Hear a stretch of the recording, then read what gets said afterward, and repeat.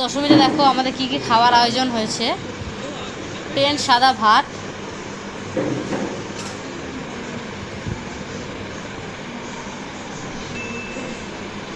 একদম পাতলা মুসুরির ডাল,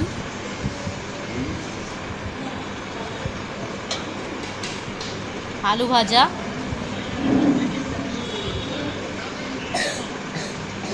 এটা হচ্ছে ছেঁচড়া মাছের মাথা দিয়ে,